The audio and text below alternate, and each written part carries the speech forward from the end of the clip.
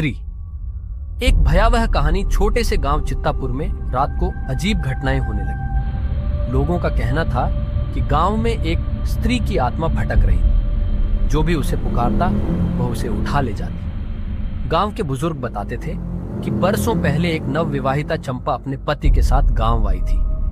वह बहुत सुंदर थी, लेकिन उसकी सुंदरता ही उसकी बदकिस्मती बन गई। गांव के कुछ दुष्ट लोगों ने उसे अकेला पाकर मार डाला। मरते समय उसने बदला लेने की कसम खाई और अब वह हर रात गांव में भटकती थी। रात के समय गांव में एक ही बात कही जाती थी, स्त्री कल आना। यही वाक्य उसे दूर रखता था। लेकिन एक दिन कुछ युवकों ने मजाक में इसे नजरअंदाज कर दिया। रात का खौफ रघु, किशन और मोहन गांव के शरारती लड़के थे। उन्हें इन सब कहानियों पर विश्वास नहीं था। एक रात वे गांव के बाहर पुराने मंदिर के पास बैठकर बातें कर रहे थे। अचानक उन्हें एक धीमी आवाज सुनाई दी, मुझे अंदर आने दो। रघु हंसते हुए बोला, अरे ये सब दादी नानी की बातें हैं, भूत वूत कुछ नहीं होते।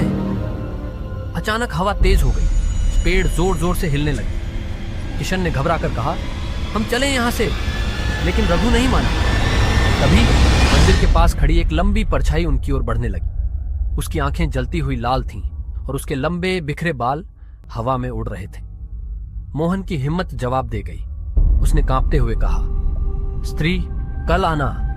परंतु बहुत देर हो चुकी थी। वह आकृति अब रघु के ठीक सामने थी। वह स्त्री की आत्मा थी। उसने रघु की ओर देखा और उसके पैरों तले जमीन खिसक गई।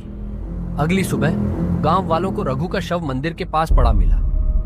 उसकी आंखें फटी हुई थीं और चेहरा सफेद पड़ चुका था। गांव के बुजुर्गों ने समझाया, हमने पहले ही चेतावनी दी थी कि इस भूतिया आत्मा से मजाक मत करना। उसके बाद किसी ने भी स्त्री के अस्तित्व पर संदेह नहीं किया। रात होने से पहले हर कोई अपने घर में चला जाता और दरवाजे पर एक ही वाक्य लिखा रहता, स्त्री कल आना।